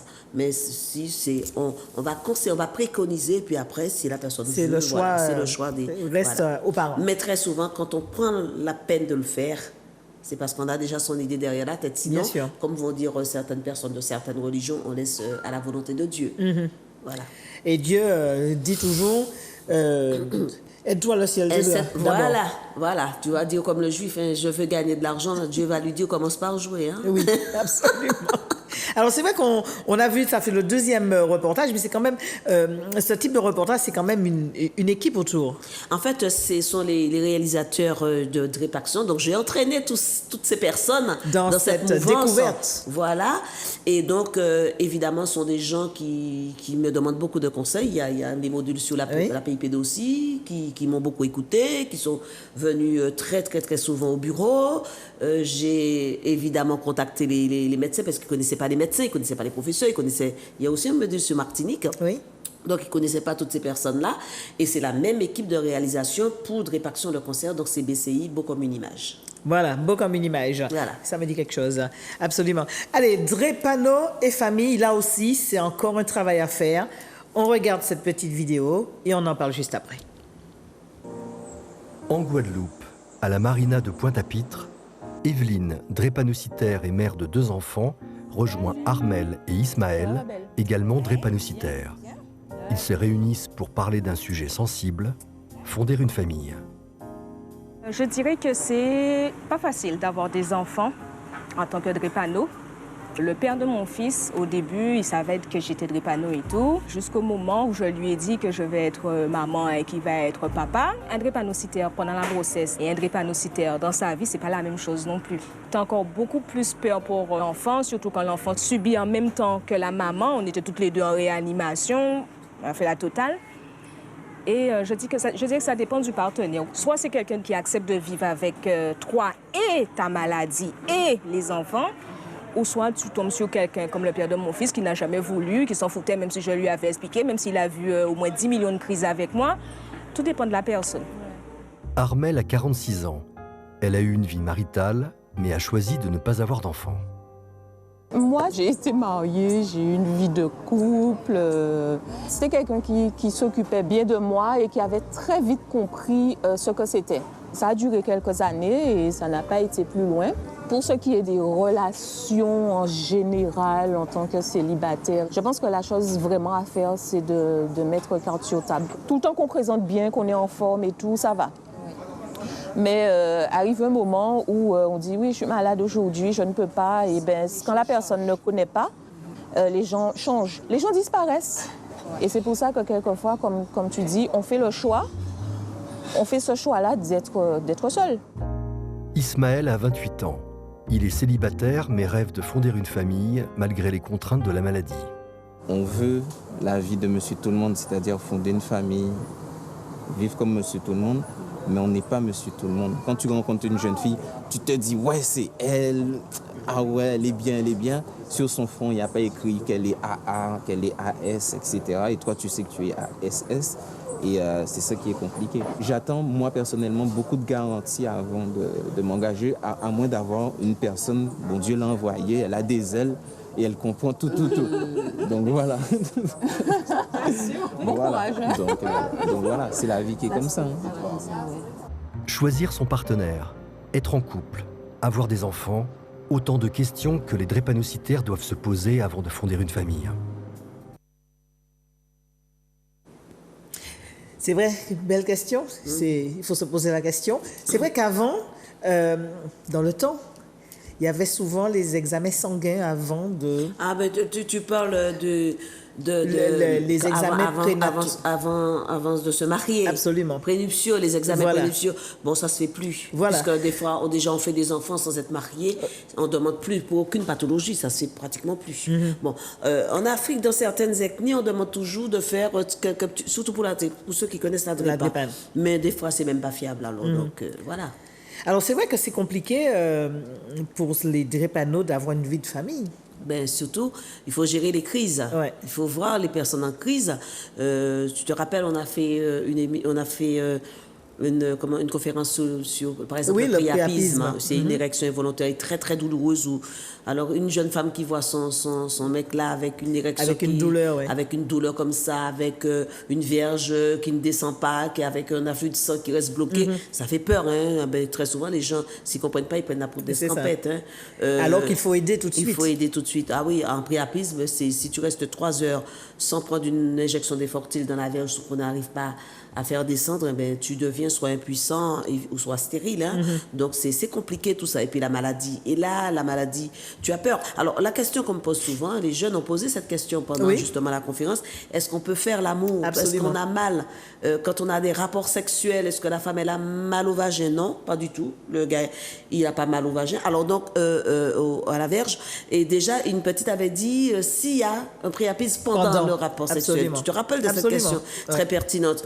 Ben, ça s'est jamais fait. C'est une question que j'ai reposée au professeur. On n'a pas eu de cas, puisqu'on sent venir. Donc, on ne va pas entamer une relation avec pénétration tout de suite. Donc, voilà. Mais c'est vrai que c'est pas évident. Ou par ailleurs, il y a des gens qui sont dans l'empathie. Tu es drépanocytaire, tu tombes sur une nana qui est empathique, qui comprend bien. Eh bien, ça peut durer. Moi, il y a des couples avec hommes drépano ou vice-versa qui durent, hein, que je connais, hein. Et qui ont des enfants. Comme il disait dans le reportage, il faut d'abord mettre carte sur table dès le départ. Il faut dire la vérité. C'est comme pour les patrons. Quand les gens ils viennent me dire, oui, je ne dis pas au patron que je suis malade et tout, mais quand tu vas commencer à avoir des arrêts maladie, qu'est-ce que tu vas faire? Tu vas déstabiliser l'équipe déjà, parce que il faut te remplacer tout le temps. Tu vas te déstabiliser. Le patron, il ne va pas comprendre. Eh bien, ça aboutira en licenciement. À partir du moment où on sait qu'il y a un drépano, eh bien, il y a un binôme avec toi. C'est pour ça qu'on a travaillé sous cet aspect-là à Cap Emploi et Emploi.com, AG. Et Pôle emploi. On a travaillé. Et c'est ce que je vais dire au MEDEF demain. Donc, de réunir justement les chefs d'entreprise pour parler de ça. Pour comprendre la maladie. Voilà, pour comprendre. Et s'il le faut, s'il faut revenir pendant l'été, parce que là, je pars. Oui, là, c'est poser des pierres. Non, voilà. Je donnais un petit coup. Il n'y a pas de souci. On a déjà fait une petite conférence avec, on avait fait avec les jeunes agriculteurs dans on avait fait avec d'autres personnes. Mais c'est ces personnes-là, c'est les gens qui sont censés ou susceptibles de côtoyer des malades drépanocytaires. D'accord? C'est ceux-là qu'il faut commencer justement à éduquer. Et vu le pourcentage qui existe ici, parce qu'en fait, voilà, et c'est tout le monde qui est concerné. C'est toute la population. Alors que ça fait le 3e reportage que je vois, et c'est toujours un reportage Guadeloupe. Ça veut dire qu'il y a plus de drépano à Guadeloupe qu'en Martinique? Non, il y a moins de drépano en Guadeloupe. Il y a 1500 drépano en Guadeloupe, ici il y en a 2000. Pourquoi Guadeloupe? Parce qu'il y a un centre de compétences et de référence. Il faut de la recherche. Sur la drépanocytose en Guadeloupe. D'une part. D'autre part, quand on fait la demande de tournage, qui répond? Guadeloupe répond, Martinique répond pas beaucoup. Il y a quand même un petit module sur Martinique. C'est ça. Mais Martinique répond pas beaucoup, les malades répondent pas beaucoup, les malades sont beaucoup plus isolés, plus cachés que les malades guadeloupéens. Moi, je vais donner une conférence, une plage en Guadeloupe, et tous les drépanos sont là. Ici, il y a encore aller les chercher. De la maladie ici? Oui, en Guadeloupe aussi, mais moins. Mais ici, c'est la honte. Franchement, je me rappelle, une dame m'avait dit, pourquoi vous venez étaler votre vie à la télé? J'ai tout de suite compris qu'elle était drépano. Il y a encore cette honte, il y a tout ce tabou autour de la maladie.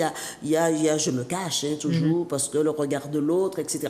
Même si la parole commence à se libérer, la parole commence à se libérer. C'est comme quand j'ai parlé de l'inceste dans mon livre. La parole commence à se libérer, mais il y a encore du travail à faire. Oui. Allez, il y a encore du travail à faire. Allez, Grégory, on passe avec une autre petite vidéo, peut-être en Guadeloupe.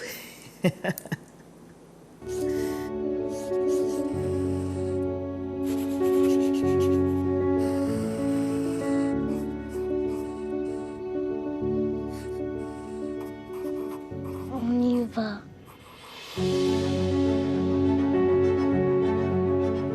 Le bonheur... Pour moi, ça évoque beaucoup de choses. Je vais à l'école et j'aime le français, le sport, l'art visuel. J'ai envie de faire médecin. J'aime bien faire la cuisine parce que j'aime bien cuisiner pour les autres.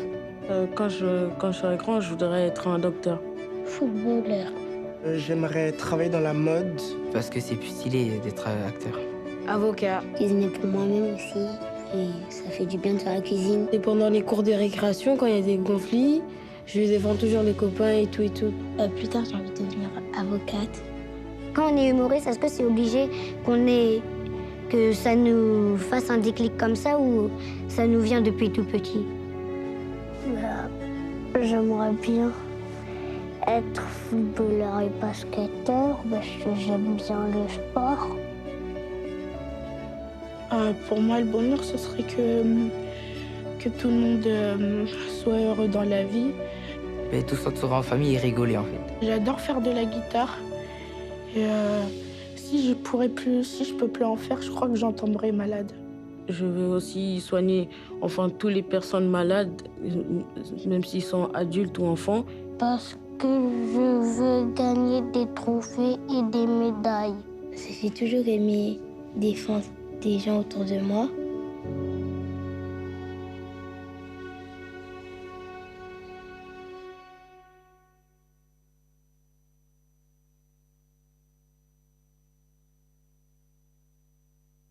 En fait, j'ai une phrase pour tous ceux qui sont malades. Même quand on est malade, on peut accomplir tout ce qu'on veut. Quand, par exemple, tu es footballeur, on te dit que tu ne peux pas, tu devrais essayer quand même. Comme moi, tu veux être humoriste, alors que tu peux pas, va jusqu'au bout et faut pas abandonner ses rêves. Beau message d'espoir. C'est vrai que là, ce sont les enfants de Robert Debré. Avec l'équipe de Malika, le docteur Benkeo, qui est une très bonne amie. Et c'est vrai qu'on a eu aussi l'occasion d'entendre Taylor quand il disait que moi, je voulais être aviateur et aujourd'hui, c'est... Taylor, c'est mon fils. Et voilà, absolument. Et qu'il est pilote. Donc, c'est une chef façon... d'entreprise. Voilà, et c'est une façon de dire à tous ceux qui sont malades, attendez, on vous dit que vous ne pouvez pas, mais allez, on y va. Oui, Taylor disait, ne pas devoir, c'est pas ne pas pouvoir. Il le disait souvent. Et il y a un truc que je retiens quand il me disait, parce qu'on parlait beaucoup de la mort, je lui posais beaucoup de questions, on faisait des jeux, on avait fait un jeu, je lui disais, si tu étais un vêtement, lequel serais-tu? Il m'a dit des baskets pour courir très très vite pour que la drépanocytose ne m'attaque. Tu t'entends pas à ce que l'enfant te dise, des baskets, moi je parlais de vêtements comme ça, oui. Effectivement, les baskets c'est des vêtements du pied. Mais un jour je lui pose la question, j'ai dit, on parlait de la mort. Je lui dis, la mort pour toi représente quoi? Il me dit, on te donne une balle et tu as un peu de sang qui sort de là, le trou de la balle, du sang, toujours du sang. Il parlait beaucoup de sang. Oui, cette mort-là, oui, je la comprends mieux. Mais mourir avec une maladie qu'on ne voit pas, le diable dans le corps, je ne la comprends pas. Même maman, c'est pas, je dis, t'as peur de mourir? Il m'a dit, maman, c'est pas la mort qui m'effraie, la mort ne me fait pas peur. Ce qui me fait peur, c'est mourir avant de t'avoir montré ce dont je suis capable de faire. Et là, ça m'avait scotché. Il avait quoi, 6-7 ans. Ouais. Donc, les enfants, ils sont très mûrs. Je retourne la question. Là, il a montré ce qu'il peut faire, même s'il n'a pas fini.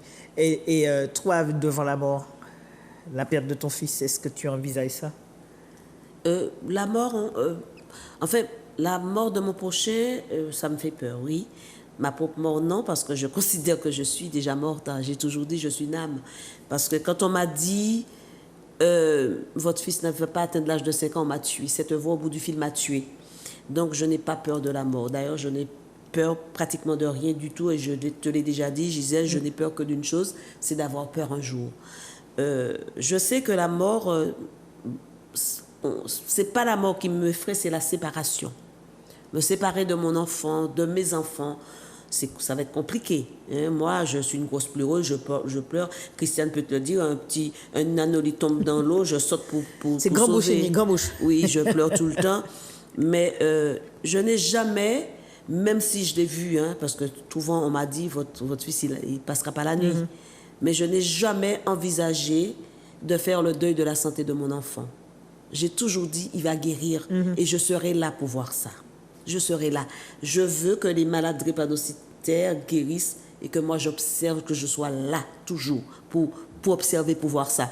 Et donc, c'est pour ça que je ne place pas la mort devant. Par ailleurs, nul n'est immortel. Il va partir un jour, mais normalement, je dois partir avant lui. Normalement. Si par avant moi, ce sera la volonté du Tout-Puissant, mais normalement, je dois partir avant lui. Et comme il m'a dit que je vais être grand-mère, que j'attends d'être grand-mère avant, et on verra. Moi, ce que j'ai vraiment envie aujourd'hui, Gisèle, c'est de serrer dans mes bras les enfants de Taylor. J'ai tellement envie de ça, de dire que on m'avait dit que mon fils n'atteindrait pas l'âge de 5 ans. Le combat est gagné. Je serre dans mes bras son bébé, mais il n'a pas trop l'air de vouloir avoir des enfants aujourd'hui, puisqu'il a tellement de projets. Monsieur, il a même des projets spatiaux. Il sait que son nom est déjà sur Mars, sur un médaillon. Alors, je ne sais pas s'il a envie. Alors, donc, du coup, il m'a offert, depuis l'âge de 6 ans, il m'a offert Mystère, c'est un petit nounours. Il m'a dit, je t'ai offert Mystère. Donc, considère que Mystère, c'est ton petit-fils. Ton petit-fils, et qui s'appelle Mystère, d'ailleurs. Et puis, voilà. Mais il y a les autres petits-enfants. J'ai les enfants de mon fils Samuel. Ma fille Mandy a une petite fille aujourd'hui. Donc, il y a les autres. Parce que, tu sais quoi? Je ne veux pas abandonner. On parle beaucoup de Taylor. Mais j'ai 2 autres enfants. Je ne veux pas abandonner mes autres enfants. Je ne l'ai jamais fait.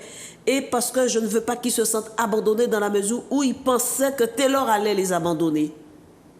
Et Taylor est là avec eux. Donc, c'est pas à moi de faire ce travail à l'envers, de dire que je vais abandonner mes enfants parce que Taylor est devenu un enfant roi.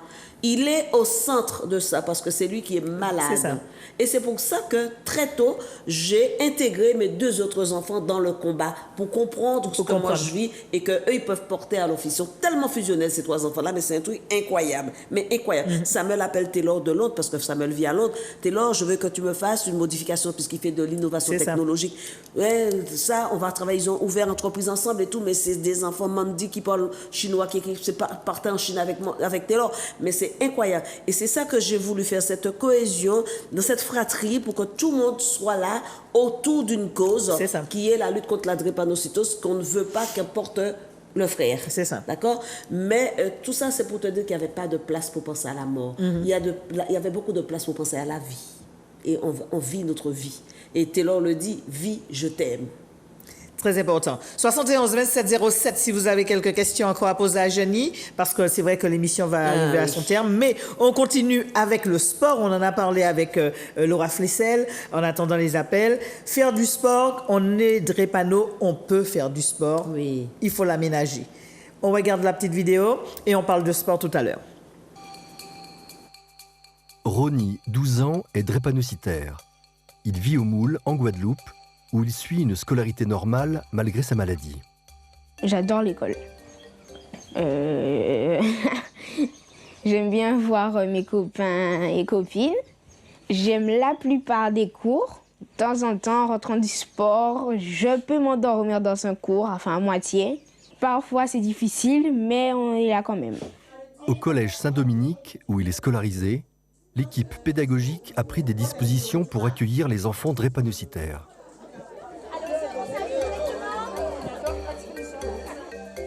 En cours de sport, la professeure rappelle à Ronnie les précautions qu'il doit prendre pour rester en forme. Les drépanocytaires donc, ont besoin de beaucoup s'hydrater pour pouvoir pratiquer l'activité physique parce qu'en fait l'hydratation c'est ce qui va permettre aux muscles de fonctionner. Si les muscles ne sont pas suffisamment irrigués, ils vont être fatigués beaucoup plus vite que les autres enfants. Ce qui me plaît dans le sport, c'est le fait qu'on doit se dépenser. La plupart du temps c'est en équipe. Du coup, j'aime bien travailler avec les autres et ça nous permet de garder la forme. Ronnie, c'est un élève qui est modèle pour moi. Il est complètement autonome sur la façon de se gérer au niveau de sa fatigue. Donc à chaque fois, je lui rappelle quand même les consignes, mais il les connaît. Quand il se sent fatigué, il vient me voir pour me dire « Madame, je me sens un peu fatiguée, je suis faible ». On se met de côté, on fait une pause. Je ne bois pas de l'eau parce que je suis fatiguée et ma gorge est sèche. Des recommandations que Ronnie suit consciencieusement. Et je dois aussi manger un petit peu.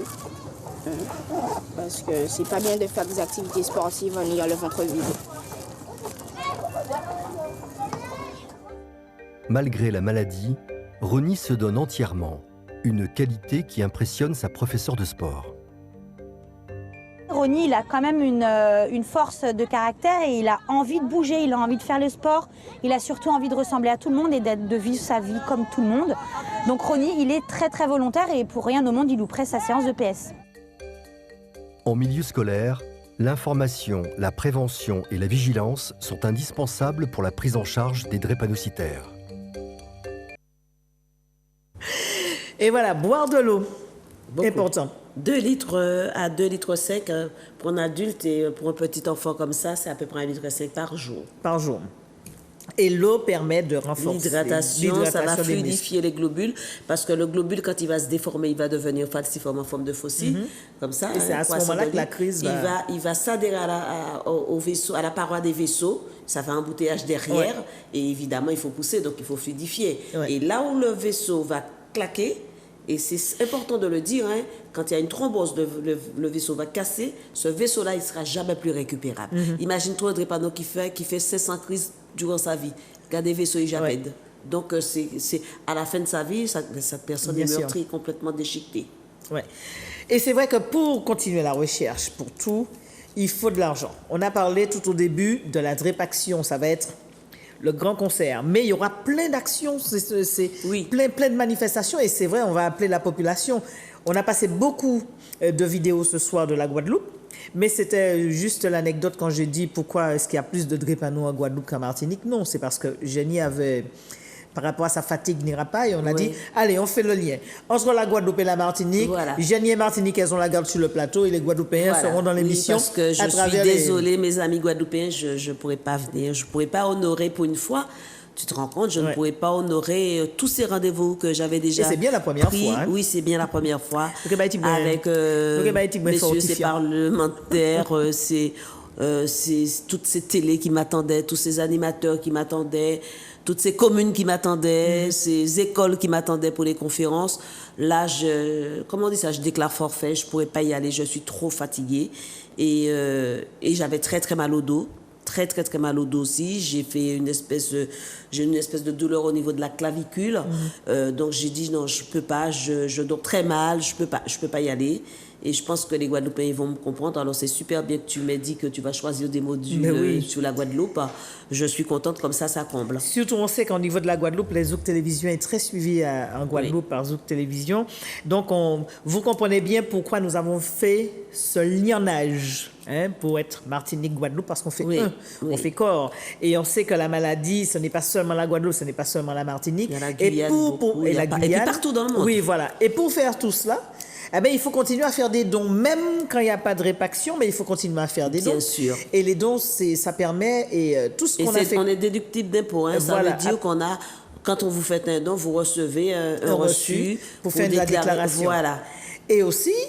Pas mal de choses sont déjà faites ici avec les dons de la drépaction. Ah oui, on a déjà acheté des pompes à morphine, à l'époque des pèses globulaires. On aide des familles, ça on oublie de le dire. J'aime beaucoup les familles ici qui ont des soucis, qui n'ont pas d'argent pour acheter à manger, très bien pour les enfants. On a financé 2 DU pour les médecins à la Ménard, des diplômes universitaires, pour justement bien connaître la maladie. Donc, il fallait pendant 1 an prendre des cours. Donc, il fallait financer ça.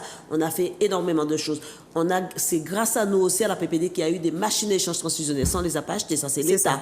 Mais tu as vu comment je suis allée à l'Élysée, je suis allée dans les ministères, on me fermait la porte. Mais c'est pour ça que je ne remercierai jamais assez M. Alfred Allemand. Il m'a ouvert beaucoup de portes. Il a dit, il faut ces machines-là. Et quand Xavier est venu ici, tu sais, l'ancien ministre, voilà, et c'est là que, OK, et puis on a eu des machines, Guadeloupe, Martinique, Guyane. Mais on continue ce combat-là. Maintenant, il nous faut de l'argent pour la recherche. Là, on vient de financer, grâce à l'argent de mon livre, je viens de verser je viens de faire un virement à l'Institut Imagine pour la recherche en thérapie génique. Donc, le premier chèque que j'ai eu, j'ai reversé tout de suite. Donc, je pense que je vais avoir un autre chèque là. Donc, mon dernier livre qui s'intitule « Arrête de toujours accuser les pères, ma mère me viole », le livre que j'ai écrit sur les sites, qui marche très bien.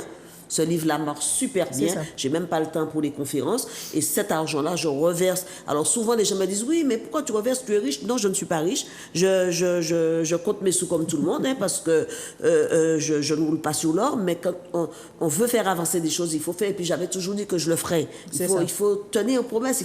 Une personne qui garde sa parole, la parole de l'homme vaut l'homme. C'est ça. Alors, là, c'est de la femme. Voilà. Et donc, du coup, non, je continuerai à verser l'argent de mes ouvrages. À un certain moment, j'avais dit non, je ne ferai pas plus parce que je ne suis pas la seule à avoir un enfant malade, mais là encore, qu'est-ce la vide. Et puis quand tu vois l'Institut m'appelle, Jenny, il y a des masters biologie deuxième année qui n'ont pas les moyens de financer leur thèse. Est-ce que tu peux pas aider? Eh bien, on est obligé de le faire. Et voilà. Et puis moi, j'aime aider les gens. C'est dans ma vie, ça, c'est ma passion. C'est peut-être mon sacerdoce, c'est peut-être parce que je suis une martyre, j'en sais rien. On m'a dit tellement de choses que maintenant, je me dis, bon, c'est qui mon vraiment, hein? Eh bien, moi, pas ça qui m'uni. Moi, connaître, non, Jenny Hippocrate. Fixi, comme disait notre premier auditeur, Bruno. Travail et drépano. On va regarder cette petite vidéo, Grégory, avant de passer aux 2 autres. On va aller directement sur le travail et la drépano. Comment que ça se construit, comment que ça se passe?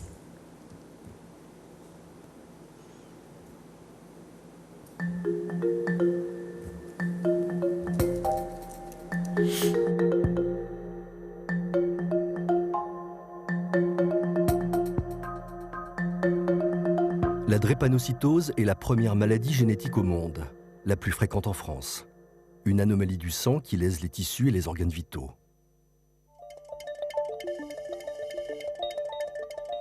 Armelle a 46 ans. Elle travaille à la direction régionale de Pôle emploi en Guadeloupe. La drépanocytose la force à composer avec le monde du travail rarement sensibilisés à cette pathologie. Je travaille à Pôle emploi depuis le 1er octobre 2008. Je trouve qu'il y a beaucoup d'améliorations qui ont été portées. Au niveau, par exemple, de l'infrastructure des locaux, je partageais des bureaux où il y avait une clim qui pouvait être très très forte. Donc le plus souvent, je subissais beaucoup. C'était vraiment déclencheur de crise. Armelle bénéficie d'un traitement spécifique. Elle a son propre bureau avec une climatisation personnelle, un fauteuil ergonomique ainsi qu'un transat pour se reposer. Bonjour. Aujourd'hui, Dany Racon, responsable de la qualité de vie au travail à Pôle emploi, vient rendre visite à Armelle dans son nouveau bureau, spécialement aménagé pour ses besoins. On a une politique d'embauche dans laquelle, effectivement, il y a l'inclusion des personnes en situation de handicap, dont font partie les drépanocytaires. Seulement, après, la question qui vaut pour tous, y compris pour les personnes qui ne sont pas en situation de handicap, c'est de savoir s'il y a besoin d'un aménagement de poste. Dany doit s'assurer que le nouvel espace de travail d'Armelle lui convient. Ça va? Ça se passe bien? Oui, ça se passe bien, ça se passe bien. Ouais. Je m'installe de mieux en mieux, ça va. Le calme dont j'ai bien besoin, je l'ai, pas trop de fraîcheur, impeccable. Dans le cadre du travail, la plupart du temps, quand j'ai une crise, je viens travailler. Quand j'ai une crise, je viens travailler parce que, bon, on fait partie aussi des gens qui sont très volontaires. Et malgré les souffrances, malgré les douleurs, on arrive à les supporter. On vit tellement avec que parfois ne pas avoir une douleur en se réveillant le matin, ça peut être étonnant. Et quand il y en a une, on la gère. Il y a des fois aussi, par contre, où mais ça ne va pas. Et dans ces cas-là, ils savent que s'ils ne me voient pas, c'est parce que je suis malade, et même très malade, et que je ne peux même pas prévenir le service et dire que ça ne va pas, je suis hospitalisée, etc., etc. La drépanocytose est considérée comme une maladie invalidante. Elle nécessite donc pour les malades un aménagement de leur cadre de travail.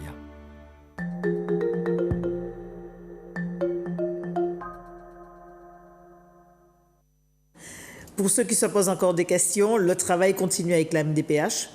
Un premier pas a été fait cette semaine. D'autres pas aussi, on rappelle, avec d'autres organismes.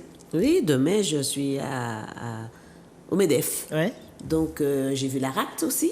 Et bon, voilà. Mais par contre, le directeur de l'aéroport, je le vois demain, c'est pour Drépaction. C'est ça. Nous, on aimerait, à l'instar des grandes manifestations, mettre Drépaction à l'aéroport. Pourquoi pas? Par exemple. Par exemple. Oui, voilà. parce que c'est l'accueil. C'est l'accueil, voilà.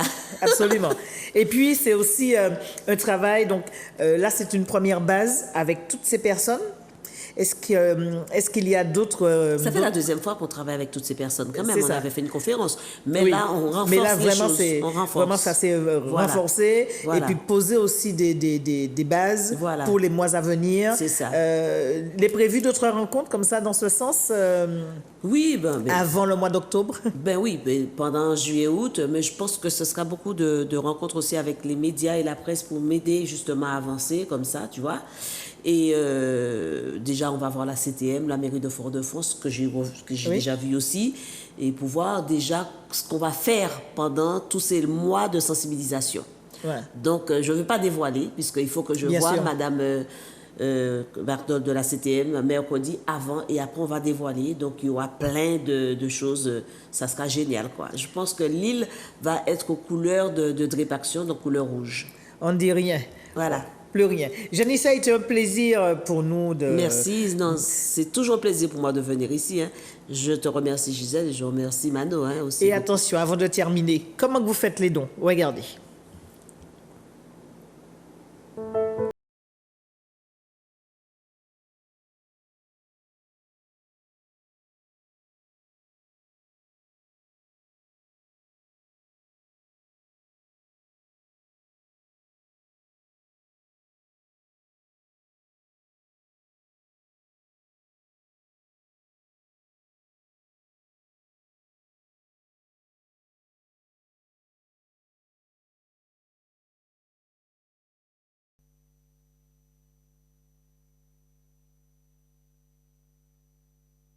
www.apipd.fr.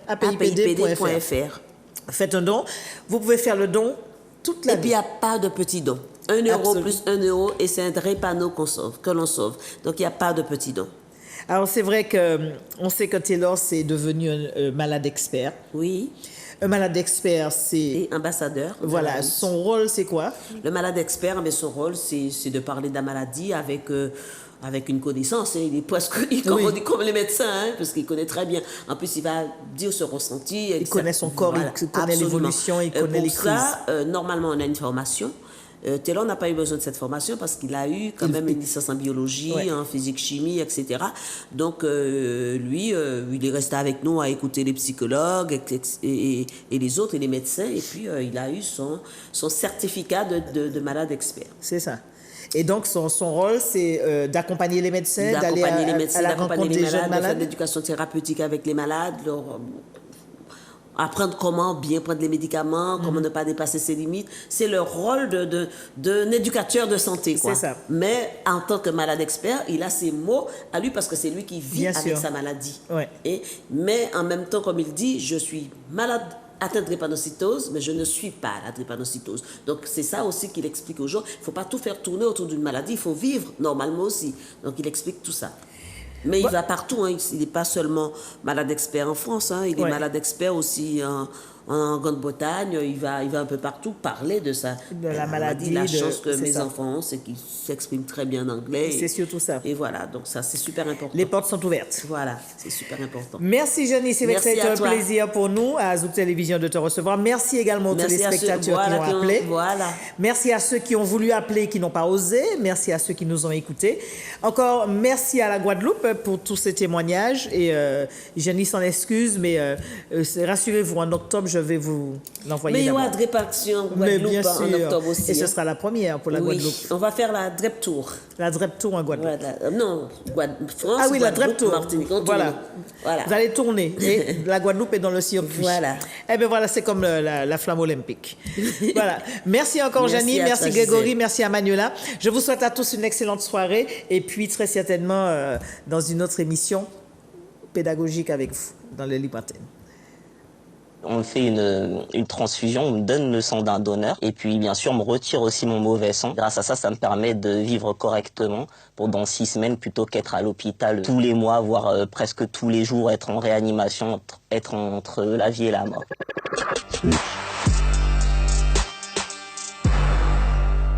Je suis né avec une maladie génétique. Donc une malformation des globules rouges qui s'appelle la drépanocytose. Pour faire simple, c'est une malformation des globules rouges qui sont en forme de faucille ou de demi-lune au lieu d'être en forme de rang. Donc ils se bloquent dans les vaisseaux sanguins et ils rapportent pas d'oxygène aux organes. Vous savez, quand on est drépanocytaire, ce sont des crises qui sont très très douloureuses, indescriptibles.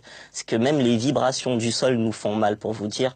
Donc j'ai vécu beaucoup de moments. J'ai été pendant 1 an et 6 mois en fauteuil roulant, donc 1 an et demi, puisque ça m'avait déclenché une ostéonécrose à la tête fémorale. Je pouvais plus marcher. J'ai fait un arrêt cardiaque aussi. J'ai fait beaucoup de syndrome thoracique aigu, donc tout ce qui se rapproche des pneumonies. Ça a été vraiment une saloperie de maladie qui m'a gâché complètement mon enfance, qui a gâché, comme j'ai dit, ma vie d'adolescent. Mais ça gâchera pas ma vie d'adulte, et justement, grâce au don du sang, ça me permet de rattraper mes rêves, puisque quand on est drépanocytaire, c'est, comme je dis, on vit pas, on survit, et puis quand on a des rêves, surtout comme les miens, malheureusement, on nous dit tout de suite que c'est impossible. Moi, je voulais être pilote de ligne à la base, donc être en altitude. Mais le problème, c'est qu'en altitude, il y a moins d'oxygène, donc j'avais pas le droit. Mais grâce au don du sang, j'ai pu justement passer une licence de pilote privé, donc réaliser quand même un très beau rêve.